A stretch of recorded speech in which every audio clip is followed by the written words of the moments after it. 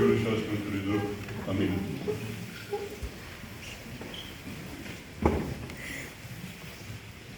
Iubiți credincioși, iată că, după cum bine știți, suntem deja în a doua săptămână a triodului. Săptămâna începută, duminica trecută, perioadă a anului bisericesc, triodul începută săptămâna trecută cu pilda vameșului și a fariseului. Pildă pe care, începând cu duminica trecută, Mântuitorul ne pune în față care mai de care mai adâncă, mai profundă, mai folositoare de suflet. Și iată că, după pilda vameșului și a fariseului, astăzi vorbim la Sfânta Liturghie, s-a citit Evanghelie, parabola fiului risipitor. Cu siguranță că pentru cei care frecventați biserica nu este o noutate, știți exact despre ce este vorba, mai cunoașteți poate și adâncimile, profunzimile acestei parabole. Nu strică să le reamintim. Este important de știut că, așa cum duminica trecută, la întrebarea aceea retorică, care dintre dumneavoastră se consideră vameș și care se consideră fariseu, răspunsurile sunt împărțite. Și cel mai bun răspuns ar fi că în fiecare dintre noi zace cât un vameș și cât un fariseu în egală măsură. Iată că și duminica aceasta, dacă punem această întrebare, care dintre noi crede că este fiul risipitor, cu siguranță că nimeni nu se poate da deoparte și toată lumea afirmă, conchide afirmativ că toți suntem fii risipitori. Adâncimile acestei parabole sunt evidențiate de Sfântii Părinți, de călcuitorii Sfintelor Evanghelii.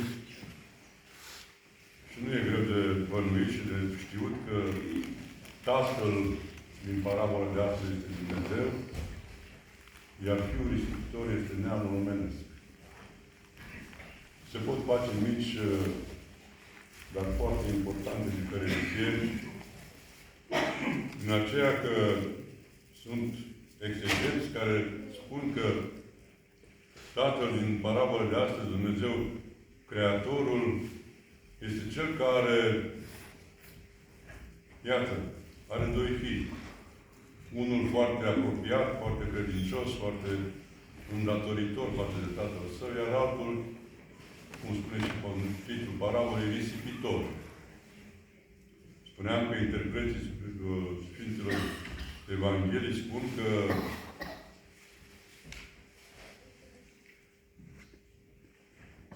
Fiul cel mare, cel ascultător, ar fi neamul ales, poporul iudeu. Iar Fiul risipitor sunt păgâni, adică cei care nu fac parte din poporul iudeu. Și poate că pe bună dreptate. Este interpretarea poate cea mai apropiată de realitate. Important este să știm cum ne situăm noi în această accepțiune a personificării acestor persoane din cazul Sfintei Evanghelii. Și poate că pe undeva, siguranță, Sfinții Părinți care au interpretat de așa manieră Sfânta Evanghelie de astăzi, au o mare dreptate. Pentru că, ascultând Sfânta Evanghelie, vedem ce s-a întâmplat cu fiul cel mic, care, la un moment dat, își cere drepturile, își cere parte din averea sa, cu toate că, dacă ar fi să interpretăm, ar fi o dovadă de mai mult decât îndrăzneală. Tatăl, dă-mi partea care mi se cuvine.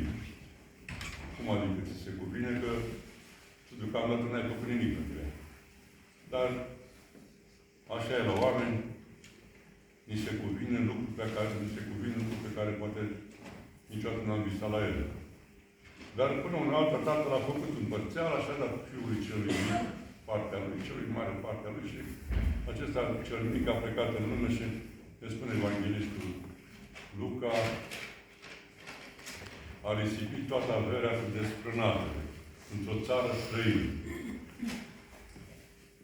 Avem nevoie, ca să înțelegem tâlcuirea Sfintelor Evanghelii, avem nevoie de interpretări personale.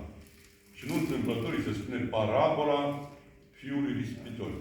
Adică este un fel de povestire a Mântuitorului către ucenici, către apostoli, dar mai cu seamă către cărturari, pentru că nu mai avusese loc o dispută între Mântuitorul Hristos și farisei din timpul lui, din cărturare din timpul lui, care tocmai întrebau cum este cu iertarea păcatului. Și dacă ar fi să ne gândim, privind de sus această parabolă, am văzut că la un moment dat fiul cel risipitor, după ce a cheltuit toată averea, se retrage, se duce undeva rabdă cumplit și de foame și de toate celelalte nevoi și venindu-și în fire, ne spune Evanghelistul, se întoarce la tatăl său. Iar tatăl său îl primește necondiționat. Aceasta este un lucru foarte important de ținut minte. Îl primește, spune Evanghelistul, nici nu plecase bine fiul de acolo de Neveren, plecase spre casă și tatăl său l-a văzut de departe și a fugit tatăl său către el.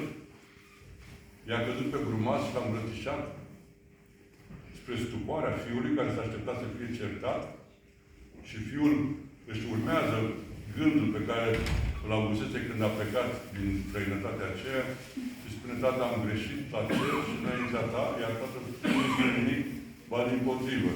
Vine cu supramăsură și îl restaurează. Spune unei slugi, adu-i haina cea din tâi. Dați inel în mâna lui, puneți încălțăminte nouă, să-l înjunghem vițelul cel gras, pentru că acest fiu al meu mort a fost și s-a aflat, ugar a fost și s-a întors. E bine, fusese discuția aceasta între Mântuitorul și cărturari, până unde merge iertarea păcatelor și când se iartă păcatul. Și Mântuitorul le spune această parabolă. Evident că păcatele se iartă după această parabolă, s-au iertat păcatele în clipa când fiul a gândit să se întoarcă acasă. N-a trebuit să se întâlnească cu Mântuitorul, n-a trebuit cu tatăl său, acesta să-l ierte, să-l restaureze, să-l îmbrace, să-l... Nu.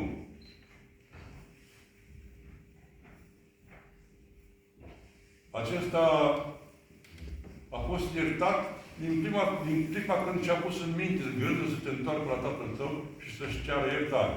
Și atunci Mântuitorul le răspunde celor care l-au interogat cumva, fariseilor, cărturarilor, că de fapt când a venit gândul plecării, gândul căinței lui că a greșit, din clipa aceea a fost iertat. E bine, noi acum ar trebui să ne gândim și să ne amintim că nu de mult am ascultat pilda cu Zaheu Vameșul. Când Mântuitorul, intrând în casa Vameșului, acela atât de rău famat, de rău văzut de conaționalii lui, intră în casă și prânzește cu acesta, ba mai mult spune că astăzi s-a făcut mântuire casei acesteia. Deci în clipa aceea, când Mântuitorul a intrat în casa lui Zaheu Vameșul, l-a restaurat pe acesta, l-a iertat și i-a vindecat toată casa de păcat. Spiritual l-a vindecat. O condiție însă. Zaheu a promis, Doamne, dacă am greșit cu ceva, voi întoarce în pătri și voi da tot ce am greșit față de cineva. Deci în clipă, la Zaheu Vameșul este o iertare, dar totuși este condiționată de promisiunea făcută de acesta. În contrapartidă cu această întâmplare, să ne amintim de tâlharul de pe cruce, care el n-a avut șansa să promită sau eventual să mai aibă timp să se întoarcă din păcatul din viața lui păcătoasă și cu toate acestea Mântuitorul iartă pe loc. Îi spune, astăzi vei fi cu mine în rai. De ce? Pentru că acesta a recunoscut Dumnezeirea din Hristos și l-a rugat să-l ia și pe el. Adică acolo n-a mai fost loc de negociere sau loc de confirmare a credinței lui. A spus clar, tu ești Fiul Dumnezeu și ia-mă și pe mine când vei ieși tu în împărăția ta. Și Hristos pe loc îl iartă. Deci, iată, iertare ad hoc, pe loc. Dar ce te faci cu faptul că noi știm foarte bine că sunt canoane ale bisericii, care condiționează prezența noastră și împărtășirea noastră cu Sfântul Trup și Sânge al Hristos, Mântuitorului, de o anumită penitență. Canoane. Ai greșit? Faci, nu știu cât sunt canoane pe care probabil că puținii dintre dumneavoastră le-au petrecut în viață. Dar sunt canoane destul de foarte aspre. Nu te împărtășești 20 de ani pentru un păcat. Nu te împărtășești 10 ani, te împărtășești un an, 2, 3. Nu mai vorbesc de alte păcate pe care nu e cazul să le discutăm acum, dar le intuim cu toții. Deci sunt păcate foarte grave și sunt canoane foarte grave. Nu te apropii de potir până nu îndeplinești nu știu câte zeci sute de metane pe zi, nu știu câte milostenii să faci și așa mai departe. Deci, iată, s-ar părea că este o dublă plată, o dublă monedă. Unul li se iartă pe loc și altora li se condiționează iertarea păcatelor. Dar Dumnezeu tot e cu putință. Era un tâlhar vestit, care s-a întâlnit cu un mare duhovnic, la fel de vestit. Și tâlharul a conștientizat viața lui păcătoasă și a spus, Părinte, eu vreau să mă împac cu Dumnezeu, să mă ierte, nu, dar credeți că pentru mine mai există vreo șansă să mă pot împărtăși înainte de a muri? Și Părintele spune, da, frate, există șansă. Cum să? Dacă ai venit și m-ai întrebat lucrul ăsta, chiar există șansă. Și Părintele îi spune, cred că în 7 ani de zile ai putea să te împărtășești. Și acesta, ușor vexat, ușor mirat, vine și spune, Părinte, eu ați nu știți despre ce vorbiți. Eu am păcate care nu se pot ierta în câteva vieți, nu 7 ani. Și Părintele îi spune atunci, frate, eu spun că în 6 săptămâni tu poți fi iertat. Dintr-o dată, Părintele scădea perioada de penitență pe măsură ce creștea responsabilitatea tâlharului. Și acesta, când aude de 6 săptămâni, aproape că explodează și spune, dar nu-i corect. Nu se poate așa ceva. O fi Dumnezeu milostiv, o fi iertător, dar nu are cum să... Am făcut prea foarte multe. Și Părintele îi spune, frate, în 3 zile, dacă ai căință, te mântuiești. Deja nu mai era vorba de împărtășanie, aici era vorba de mântuirea Sfântului. Și tâlharul rămâne fără replică și spune, lucrul ăsta e imposibil. Mă păcălești. Nu are rost să mai discutăm. Și Părintele îi spune, fiule, spune Tatăl nostru. Acesta spune Tatăl nostru și a ajuns și ne iartă nouă păcatele noastre, precum și noi iertăm greșiților noștri. Și Părintele îl binecuvintează la acest moment și în clipa aceea și-a dat Duhul. În clipa aceea s-a mântuit. Deci iată că am putea spune că Dumnezeu este discreționar. Pe unii îi pune câteva zeci de ani să nu se împărtășească, iar altuia un tâlhar, vai Dumnezeu cum era el, dintr-o dată. De ce? Pentru că este căința, părerea de rău pe care a avut-o fiul risipitor de astăzi. A stat cât a stat, a cheltuit tot, a răbdat ca un câine. Încerca să mănânce roșcovele pe care mâncau porcii, care nu era deloc o hrană învietoare. Și cu toate acestea, când a văzut în ce stadiu a ajuns, spunea, că la slujile tatălui meu sunt îndestulate de pâine și eu aici raptau ca un câine de foame. Și mă duc la tată, chiar dacă am greșit. Mă duc și cer iertare. Această întoarcere, această căință a fiului risipitor este izbăvitoare și mântuitoare de sufletul lui. Și rezultatul l-am văzut cu toți. Ce spune tatăl său? Dați-i haina cea dintâi. Care e haina cea dintâi? Haina cea dintâi este evident botezul. El, practic, pierduse și botezul prin viața lui desfrânată pe care o zisese până atunci. Și tatăl său, Dumnezeu, pe noi, neam românesc, ne cheamă la El și ca să putem să începem un fel de restaurare a sufletului nostru, a celor care erau urmașii lui Adam, noi înșine, care pierdusem totul, legătura cu Dumnezeu prin păcatul strămoșesc, Dumnezeu ne dă această șansă. Să ne îmbrăcăm cu haina cea dintâi, cu haina albă a sufletului nostru, cu haina botezului. Iar după aceea, ce spune Tatăl? Dați și încălțăminte nouă. Dați și inelul ca să fie cumva recunoscut ca fiul al meu. Știți că inelul era ștampila Vechiului Testament, ștampila Imperiului Roman. Acolo nu era ștampilă. Dacă punea împăratul punea pecetea cu ceară și cu inelul pe care avea, avea și autentifica orice act făcut prin acel inel. Iar la urmă, spune tatăl, după ce îl îmbracă frumos, îl aranjează pe fiul cel atât de risipitor, zice, acum să junghiem vițelul cel gras. Vițelul cel gras, știți cine este? Este Hristos. Acum se jertfește Hristos Mântuitorul pentru neamul omenesc, care se întorsește din robia păcatului și ca să fie clară mântuirea lui, trebuie neapărat să guste din vițelul cel gras. Țineți minte, în noapte de Paști, când se vorbește, veniți cu toții, care ați ținut post, care n-ați ținut post, care ați venit mai devreme, care ați venit mai târziu, veniți cu toții să mâncăm, că vițelul este gras și pe toți ne așteaptă. Vițelul este metaforic prezentat Mântuitorul Hristos. Fără de care altfel neamul omenesc, fiul risipitor, noi care suntem cu toții împreună, fii risipitori, n-am fi avut șansă să stăm la cină cu împăratul, cu Dumnezeu Tatăl. Știți parabola cu cina cea de taină, cu cina pe care a făcut-o împăratul pentru toți argații lui, pentru slujitorii lui. E bine, această cină este, practic, este cuminecarea cu Sfântul Trup și Sânge al Mântuitorului a fiecare dintre noi în parte la vremea cuvenită. Când ne împărtășim fiecare, atunci gustăm cu toții din vițelul cel gras, din trupul lui Hristos. E bine, lucrul ăsta nu e deloc puțin, ba dimpotrivă, este totalmente plenar. Nu există subunități la această parabolă. E bine, fiul risipitor se bucură de acest vițel și intră la masă cu tatăl său. Adică petrece neamul omenesc, are șansa de a petrece în veșnicie cu Dumnezeu Tatăl.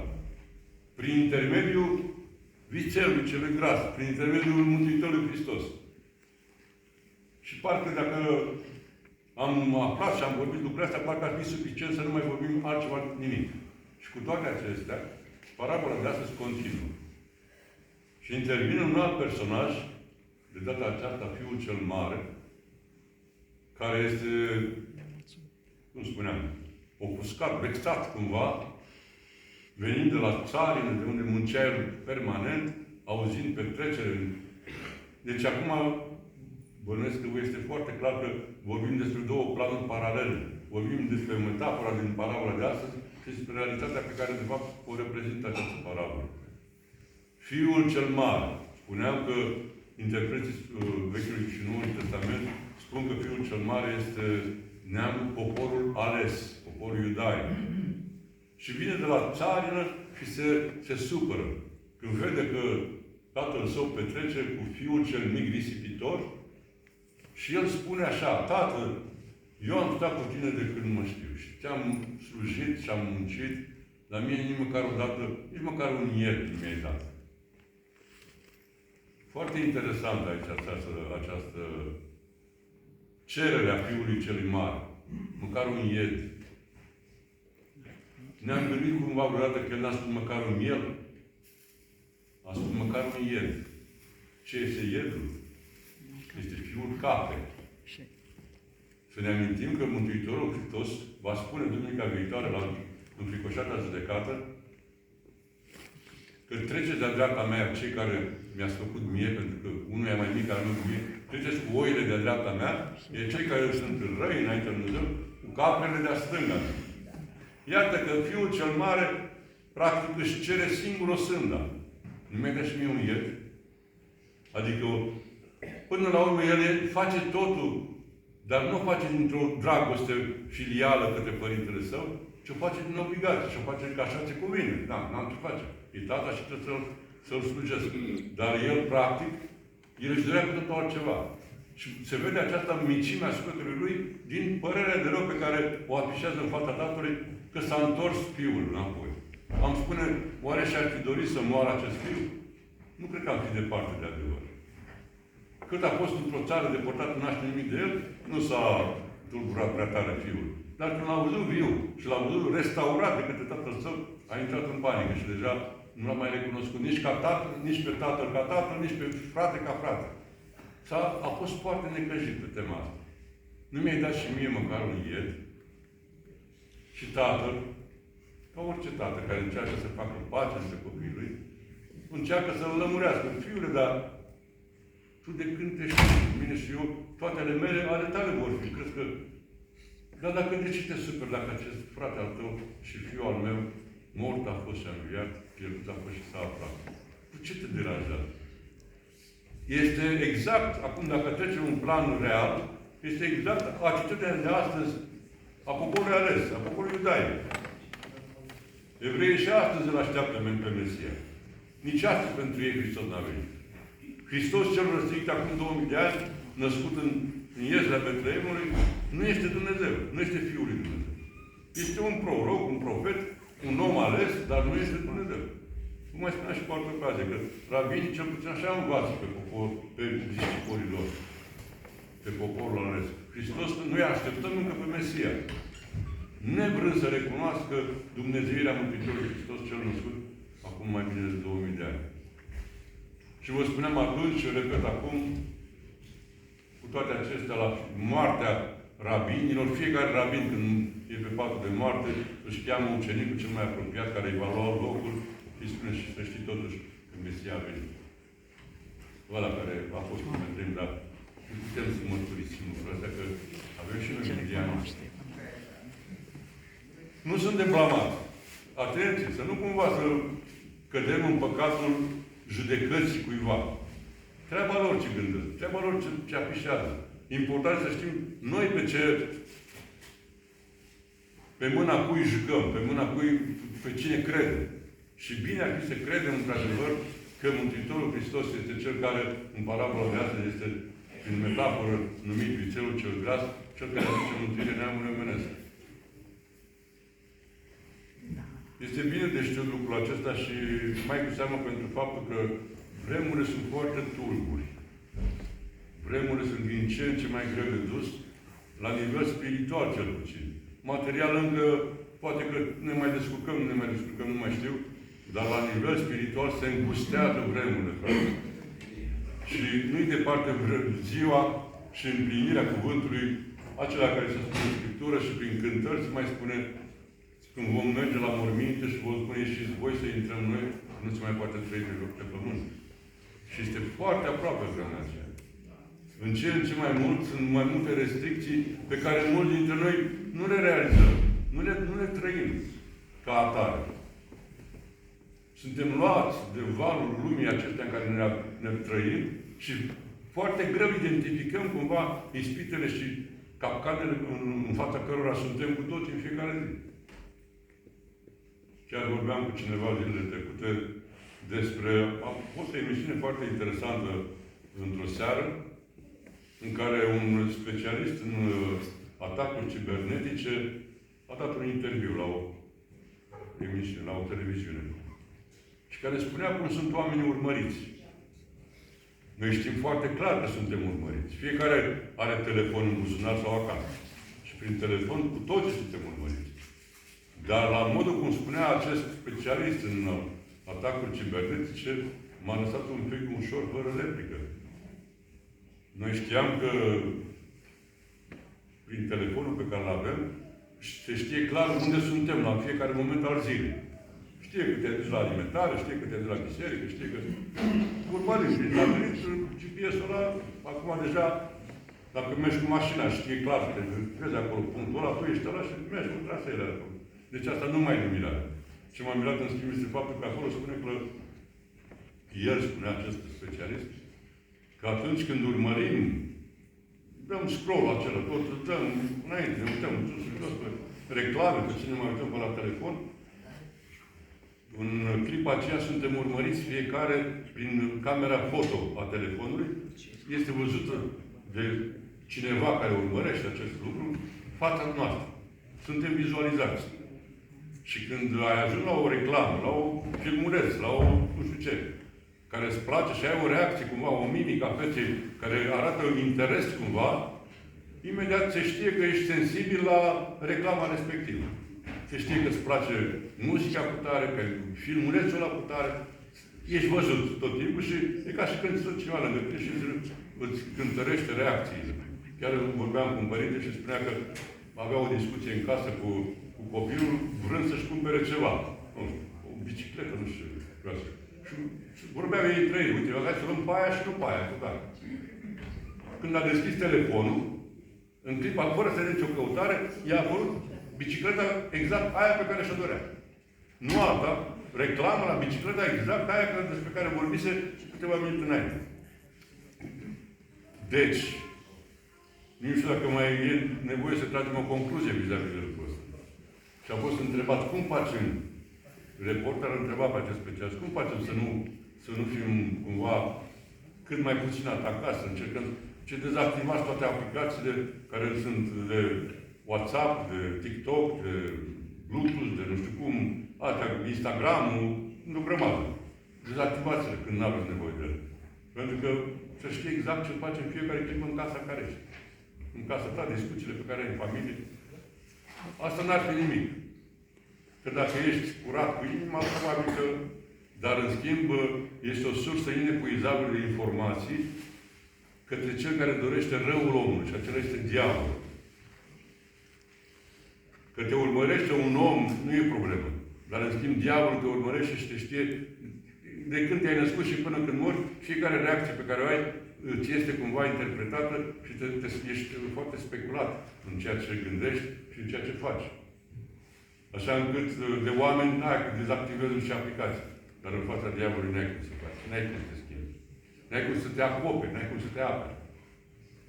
Pentru aceasta spun deseori, spunem pe la scaunul de spovedanie, când vorbiți în casă, când vreți să spuneți ceva, încercați să vorbiți cât mai puțin și mai cu seamă ceea ce ține de viitorul pe care vreți să... Mâine mă duc nu știu unde.